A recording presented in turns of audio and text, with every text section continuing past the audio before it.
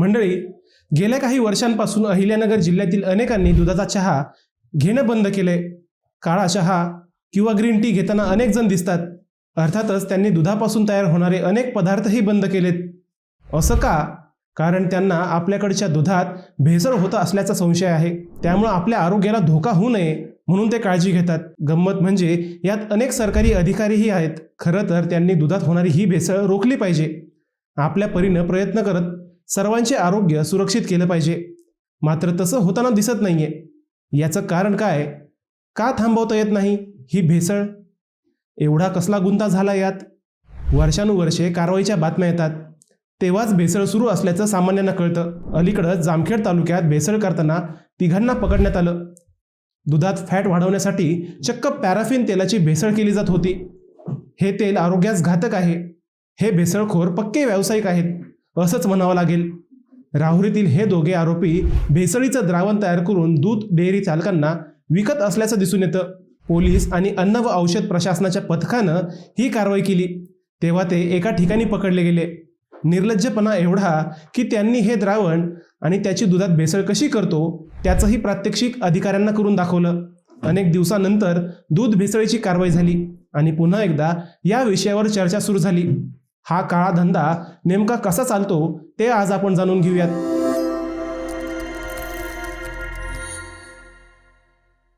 नगर जिल्हा दूध उत्पादनात आघाडीवर असला तरी दुर्दैवानं दूध भेसळीचं केंद्र म्हणूनही या जिल्ह्याची चर्चा राज्यात वारंवार होत असते. हा प्रकार केवळ आर्थिक फसवणूक नसून मानवी आरोग्याशी चाललेला जीवघेणा खेळ आहे. नफा कमावण्यासाठी ही मंडळी दुधात भेसळ करून लोकांचं आरोग्य धोक्यात टाकतात. दुभत्या जनावरांची संख्या घटत असताना आणि दुष्काळातही दूध उत्पादनाचे आकडे घसरत नाहीत. यातच या भेसळीचं गमक उघडं पडतं. मात्र उत्पादन वाढीचं कौतुक होत असताना त्यातील भेसळीकडे दुर्लक्षच झाल्याचं दिसून येतं. कशी केली जाते ही भेसळ? काय काय पदार्थ आणि रसायनं वापरली जातात ते पाहूया. दुधाचं प्रमाण वाढवण्यासाठी आणि ते घट्ट दिसण्यासाठी भेसळखोर अत्यंत घातक रसायनांचा वापर करतात. एक वेळ पाणी घातलं तर फारसं घातक ठरत नाही, फक्त ते पाणी शुद्ध असावं. मात्र अनेक ठिकाणी अशुद्ध पाणी सुद्धा मिसळलं जातं. मात्र पाणी घातलेलं दूध संकलन केंद्रांवर स्वीकारलं जात नाही. दुधाची गुणवत्ता आणि त्याचा भाव ठरवण्याचे काही निकष ठरलेले असतात आणि हेच भेसळीचं मूळ ठरतं. पाणी घातलेलं दूध निकषात बसावं यासाठी त्यात घातक रसायनं भेसळ करण्याची पद्धत सुरू झाली आहे. युरिया आणि अमोनियम सल्फेट दुधातील नायट्रोजनची पातळी वाढवून प्रोटीन जास्त असल्याचं भासवण्यासाठी त्यात युरियाची भेसळ केली जाते. कास्टिक सोडा दूध नासू नये म्हणून त्यात कास्टिक सोडा मिसळला जातो. डिटर्जंट आणि शॅम्पू दुधाला फेस आणण्यासाठी आणि चरबी असल्याचं भासवण्यासाठी त्यात साबण मिसळतात. रिफाइंड ऑइल आणि स्वस्त तेल दुधातील स्निग्धांश म्हणजेच फॅट वाढवण्यासाठी विविध प्रकारचे तेल मिसळले जातात. माल्टोडेक्स्ट्रीन पावडर आणि साखर दुधाची घनता वाढवण्यासाठी त्यात माल्टोडेक्स्ट्रीन पावडर आणि साखर मिसळली जाते. हा काळा धंदा प्रामुख्याने नगर मनमाड रस्ता, राहुरी, संगमनेर, कोपरगाव आणि श्रीरामपूर या पट्ट्यात मोठ्या प्रमाणात चालतो.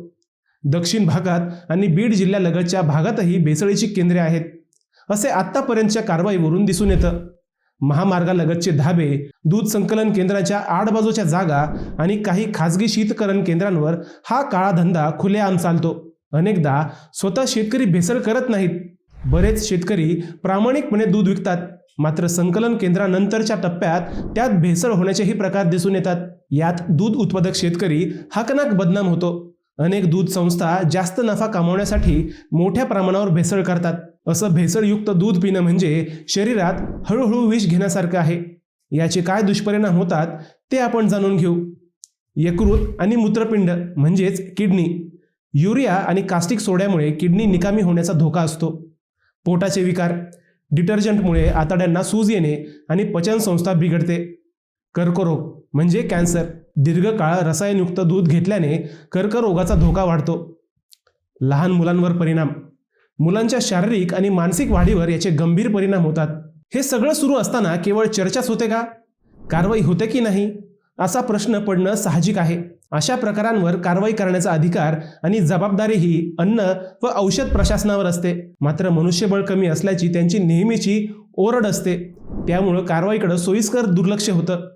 पोलीसही स्वतःहून कारवाई करू शकतात, मात्र छाप्याच्या वेळी आणि पुढील कारवाईसाठी त्यांना अन्न व औषध प्रशासनाच्या अधिकाऱ्यांना सोबत घ्यावं लागतं. जेव्हा कुठेतरी एखादी घटना घडते, तक्रारी वाढतात, तेव्हा वरिष्ठ पातळीवरून कारवाईचे आदेश येतात आणि मग यंत्रणा हलते. असा एकंदरीत अनुभव आहे. गेल्या 10 वर्षांचा विचार केला तर गेल्या दशकात शेकडो गुन्हे दाखल झाले आहेत. कोट्यवधी रुपयांचे भेसळयुक्त दूध नष्ट करण्यात आले. एका अंदाजानुसार जिल्ह्यात दरवर्षी सरासरी 40 ते 60 मोठे छापे टाकले जातात. मात्र अनेक वेळा पुराव्यांअभावी किंवा पळवाटांमुळे आरोपी सुटतात. त्यामुळे असे प्रकार पुन्हा पुन्हा घडतात. यात काही वेळा स्थानिक संकलन केंद्रांपासून ते वितरकांपर्यंत मोठी साखळी गुंतलेली असते. अनेकदा अधिकारीही यात सामील होताना दिसतात. असा एकूण सामान्यांच्या जीवाशी हा खेळ आहे. यावर नियंत्रण ठेवण्याची यांची जबाबदारी आहे. त्यांना आवश्यक यंत्रणा उपलब्ध करून दिली पाहिजे. कायद्यातील पळवाटा दूर करण्यासाठी नियमात दुरुस्ती केली पाहिजे. भेसळखोरांना जास्तीत जास्त शिक्षा झाल्याशिवाय हे प्रकार थांबणार नाहीत. मात्र जोपर्यंत भेसळ सुरू आहे तोपर्यंत नागरिकांनी आपली काळजी घेतली पाहिजे. खात्रीशीर व्यक्तींकडून दूध घेणं यावरील एक उपाय आहे. सोबतच दुधातील भेसळ ओळखण्याचं तंत्रही माहिती करून घेतलं पाहिजे. आता सामान्य माणसानं दूध भेसळ कशी ओळखायची ते पाहूया. अगदी घरच्या घरी दूध तपासण्यासाठी काही सोप्या पद्धती आहेत, ते पाहूया काही टिप्स. गुळगुळीत उतरत्या पृष्ठभागावर दुधाचा एक थेंब सोडा. जर दूध वेगानं खाली वाहून गेलं आणि पांढरी खून उरली नाही तर दुधात पाणी आहे हे ओळखावं. थोडं दूध एका बाटलीत घेऊन जोरात हलवा. जर खूप जास्त फेस आला आणि तो बराच वेळ टिकला तर दुधात डिटर्जंट आहे हे लक्षात येतं. दुधात थोडे आयोडीनचे थेंब टाका. दुधाचा रंग निळा झाल्यास त्यात स्टार्च आहे हे ओळखावं. अर्धा चमचा दुधात तूर डाळीची पावडर मिसळा आणि 5 मिनिटांनी लिटमस पेपर तपासा. पेपर निळा झाल्यास दुधात युरिया असू शकतो. अशा पद्धतीनं आपण भेसळ ओळखण्याचं तंत्र माहिती करून आपल्याला भेसळयुक्त दुधापासून दूर ठेवण्याचा प्रयत्न करता येऊ शकतो. भेसळयुक्त दूध नाकारला गेल्यास भेसळ करण्यावर काही परिणाम होऊ शकेल असं वाटतं. या व्हिडिओबद्दल तुम्हाला काय वाटतं ते आम्हाला कमेंट करून नक्की सांगा आणि व्हिडिओ आवडल्यास चॅनलला सबस्क्राईब करायला विसरू नका.